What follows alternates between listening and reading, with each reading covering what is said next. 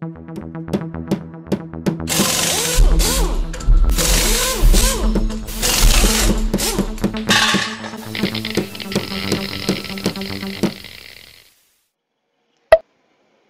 my friends, welcome back to the channel.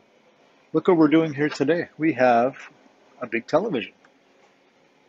It's a LG 55-inch LF6000 and it has some issues.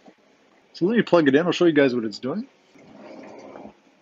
So if you notice, you see the blinking going on, boom, boom, boom. So we know that the LCD screen itself is working and we possibly have an LED issue in the back. I've watched quite a few hours probably of videos and I think I'm going to go straight to the LED strips.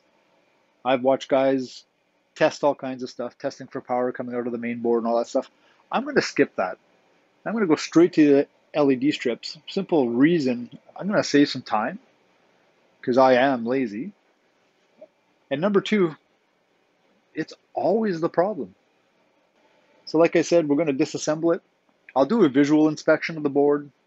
I'll check for swollen capacitors, that kind of stuff. Because, you know, we really got to get this fixed so my grandson can watch Lolo. I think it's Lolo or Lulu. Even Paw Patrol. That's another popular one. Anyway, like I said, we're going to disassemble it. We're going to put it face down. We're going to look at that LED strips. And failing that, if I can't repair them, we just may go ahead and order the LED strips if that is the problem. If I can't visually see anything with the LED strips, then I'll go to the power source and I'll check the power. Why don't we just lay it down and just start? Like, what are we waiting for? Why am I standing here? It's 10:30 at night. The door's open. I'm boiling maple syrup. It's cold.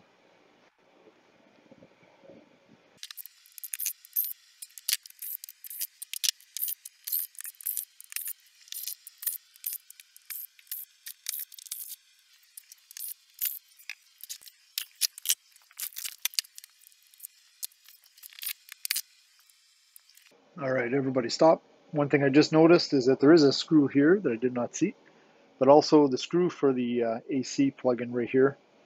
That one's a little bit longer, so just make sure you remember that and you put that one aside.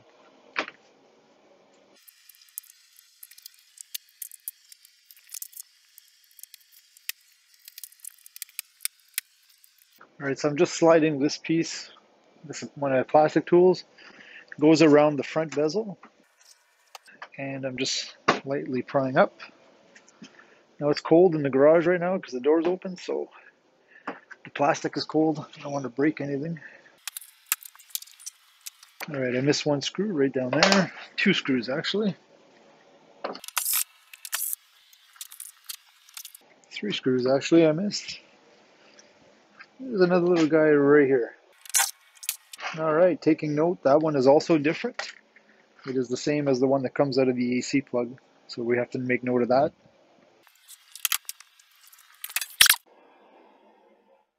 All right, guys, so we got the television opened up. So what we're doing is we're just doing a visual inspection of the capacitors just to make sure that there's nothing that's swollen or bubbled. Visual inspection of the board is all I'm going to be doing. I'm not going to be testing anything. So we're just checking it out. These are all the capacitors here. Nothing is mushroomed. Everything looks good. I don't see any burn marks on it. Everything looks fine. We got a fuse there. We're going to go to the secondary board. This is the input board. Definitely not the input board is not the issue, I don't believe. Here we have the control for the television. We have our two speakers. There's the speaker output for the control board. And then over on this side, we have the LED. This is the LED output right here. And we have the two separate circuits. So I believe one is probably a three lamp circuit. The other one's probably 2 or 4 and 3, whatever it is. So one thing we could be doing is we could be checking for power coming out of here. But I don't think I'm going to do that. I think what I'm going to do is I'm just going to unplug this connector and I'm going to do a continuity test between these two wires and see if I have anything. Okay, so we've got the TV turned back on, and we're going to go straight to the source on the board. So over here, it's very nice of them to actually mark what is positive, what is negative. So we're going to test the first circuit here. So again, we have the same voltage we had a while ago, bouncing up and down. Now I'm going to go to the second. Go to the second one where I had no voltage a while ago. And it still appears the same. So I'm going to try another test in case this is being pulled down by the LEDs. We're going to disconnect the connector. Again, be careful in here, guys. It's powered up right now. And I need a screwdriver. Give me a second.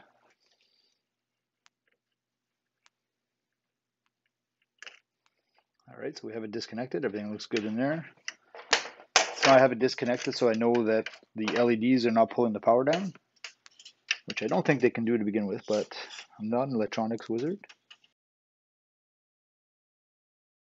But does not appear to be the voltage that's required. I don't know. Who knows? All right, guys, we're back. So the last time I was doing this video was probably a week or so ago, and things just happened. And now I need to flip the TV over. So to flip it over, I'm just going to remove this ribbon right here. And this ribbon is for the remote control, so we're just going to put that aside. And then I need to flip the television over. So I'm just going to clear this.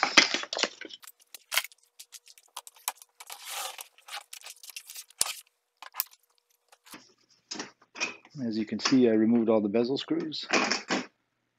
This is a metal bezel.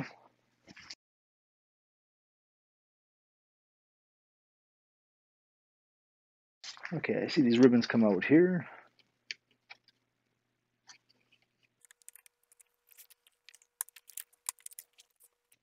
And they're just held in by some little rubber retainers. And I might have to take the speakers off to get this off. Or maybe not. All right, that's two. So now we'll get this flipped back over again.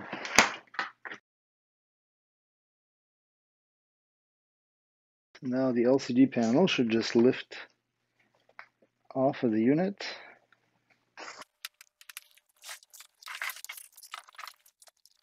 And if you break this, it's game over. We're going to be really careful.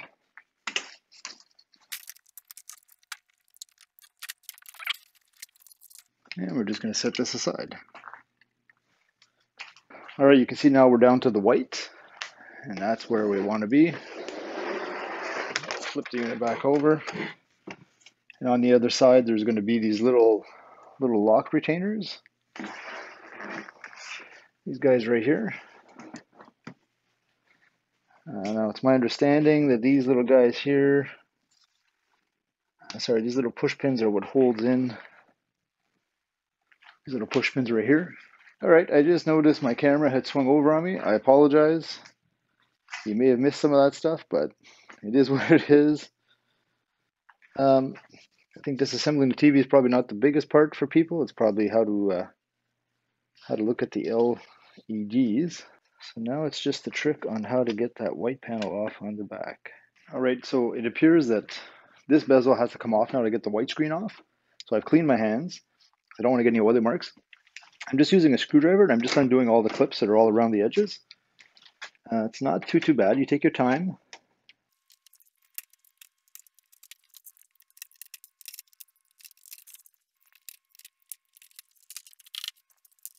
Okay, so the white screen material seems to be pretty easy to get off. Just lift it up over top of these, and I'm just going to place a piece of plastic so it doesn't fall back in. And it appears there's a couple of layers. I'm just making sure I'm getting both layers at the same time. And again, I'm trying not to touch it with my fingers. because it blackens super easy. Yeah, this television, there appears to be 2 layers before the bottom layer. So I can see the LEDs now. And these are LED pods on this one.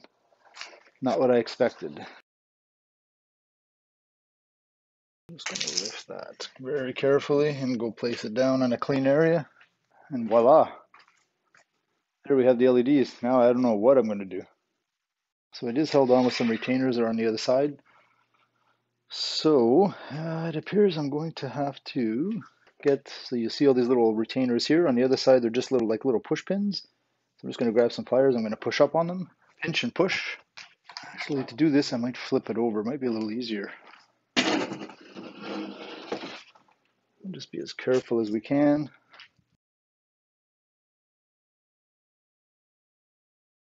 I'm really hoping there's none under these boards.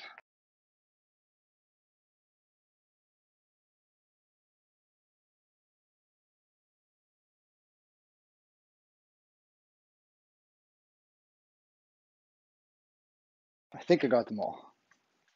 Hey, we're doing this together. We're learning.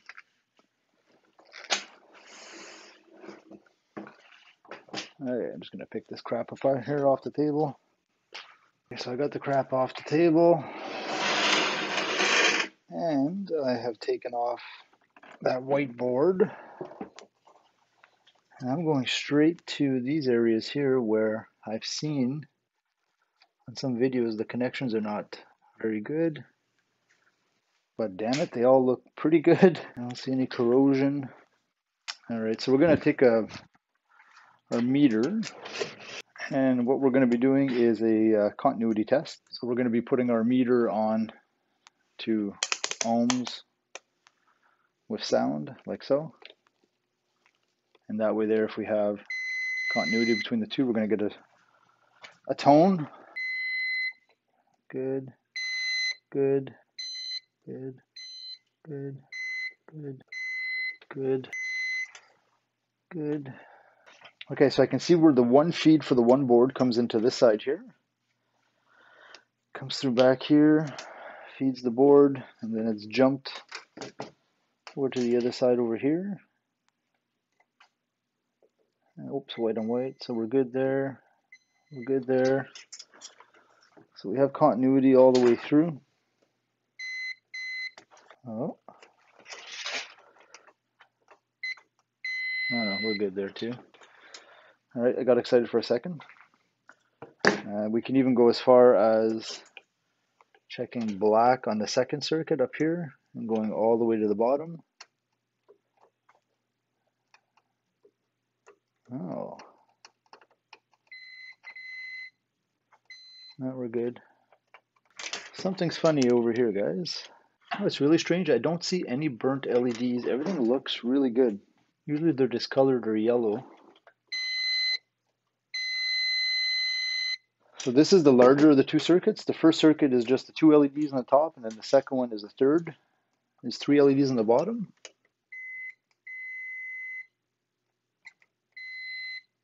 For some reason, I got nothing on that side there.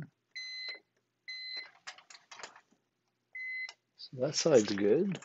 So this side is not good. There's something going on with this side right here. I've got nothing. So there's something with this strip. Now, what is it? All right, so I'll see if I can explain this to you guys. Why I'm coming to this LED strip is because when I touch these two together, I'm making a circuit. So the circuit is closed and open now, closed, open. If I'm testing, let's say this guy right here, so the circuit right here, if I'm going to the negative here, all the way to the negative on the bridge over here, so that closes the circuit. So I know I got continuity from here to here. I'm getting a direct continuity. If I'm doing the other side, the positive, it's the same thing, okay? When I'm testing this one, I'm going from the negative side to the negative side over here. I have continuity. When I go from the positive side to the positive side here, I have nothing.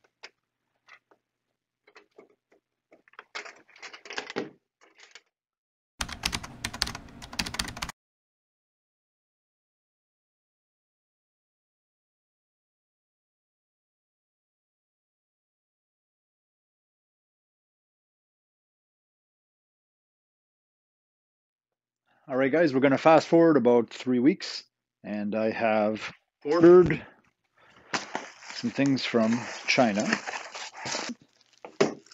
And what we have here are replacement LED strips for this television. At least I hope they're for this television. They're supposed to be. And I've gone with the LEDs because, like I mentioned at the beginning of the video, it's always the LEDs. So here we are, off of eBay, shipped from China. They are supposed to be the correct amount and the correct size strips. So I have 1A.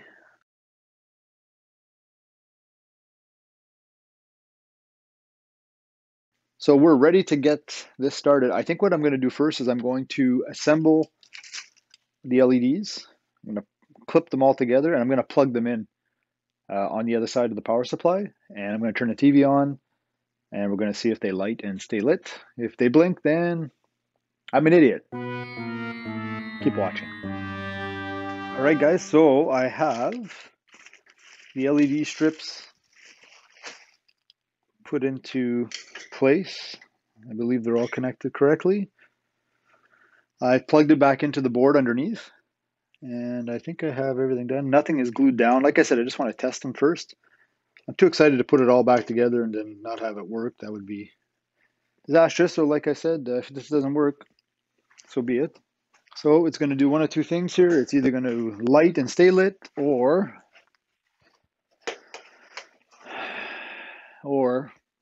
it's going to blink. Here it goes.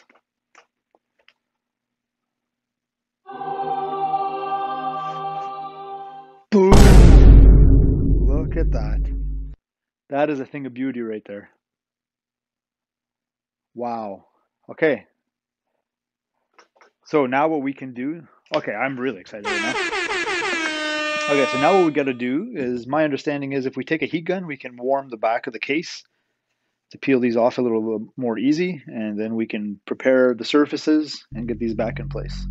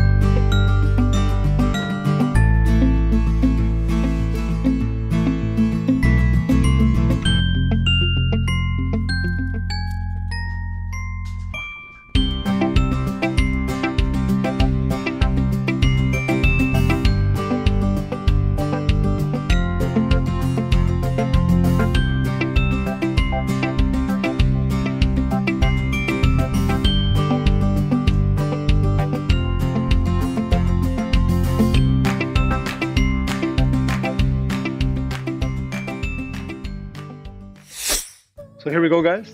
This is a win. Win-win, win-win. We spent, I believe it was $70 Canadian on these bulbs. And I got them off of Amazon. No, not Amazon. I forget now. It was such a long time ago. eBay. Came from China. I think they were about $54 US, which is about 70 some dollars Canadian. And as you can see, we have full display. I got no dark spots. Everything on the bottom here works. Volume, controls, didn't break anything. So even if you check here, let's see if we got some volume on something here. And we have volume. So I am super pumped, guys. This was a pretty simple repair. As you saw, it wasn't very, very difficult. I think the most difficult part was probably the diagnosis of it. And even then, I wasn't 100% sure that that was the issue. Just based on other YouTube videos that I watched, and voila, success. So there you go. $70 Canadian versus $600. I think we did something pretty good. We saved a whole bunch of money, and now my grandson can watch his Lolo again. Yeah. Anyway, thanks for watching, guys. If you like what you see here, check out my other videos. I do all kinds of great stuff. I have lots of interests. Again, thank you very much. I really appreciate you guys watching. And don't forget to hit that subscribe button. And we'll see you guys next time.